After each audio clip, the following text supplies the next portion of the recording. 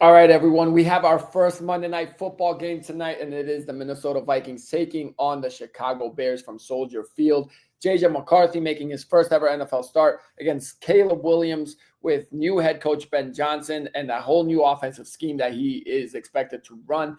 So, how will this play out? What will happen? Uh, Full disclosure, I am a Vikings fan, so I'm rooting for the purple tonight for sure. But also, I will definitely try to be unbiased about it.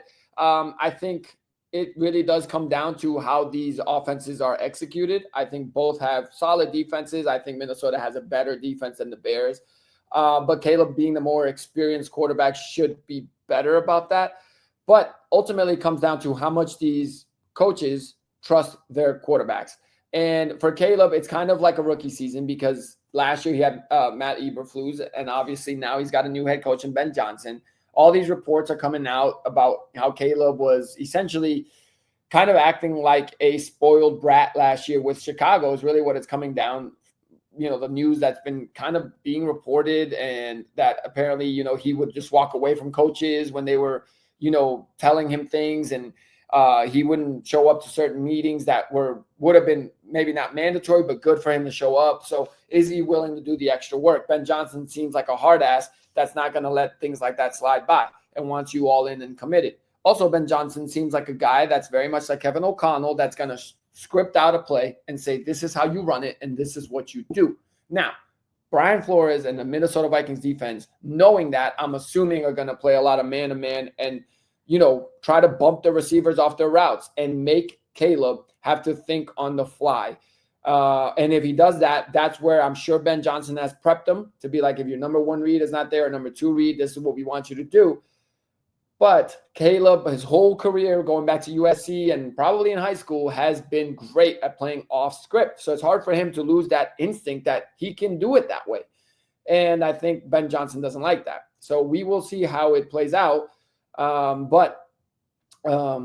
It's just I have no idea which way this game is going to go. I'm not predicting a Vikings win because we don't know what we're getting from J.J. McCarthy. I've said this before. J.J. McCarthy, I think, is the biggest essentially, chess piece in the NFL. If he is great, this Minnesota Vikings team, I think, could be Super Bowl contenders because they are built all around him. The offense, they got all the weapons that they need.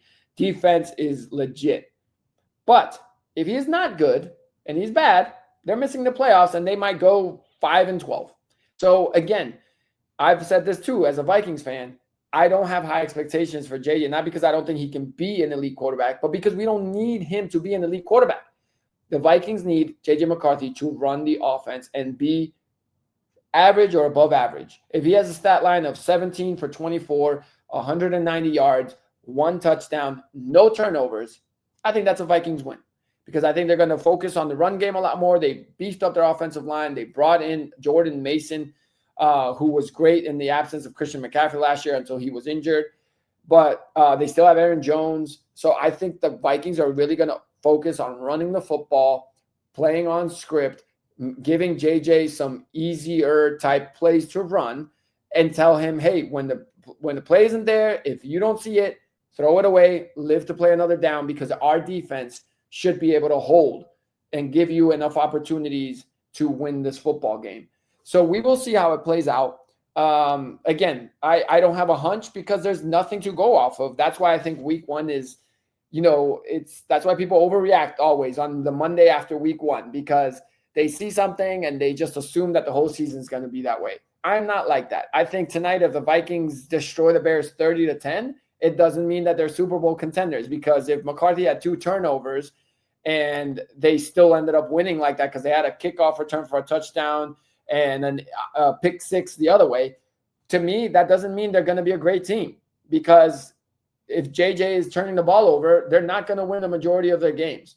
And vice versa. If Chicago blows out the Vikings and wins, 30-10 that way, I don't necessarily think it means the Vikings are missing the playoffs and the Bears are going to win the division because it's not I don't think these teams are, necessarily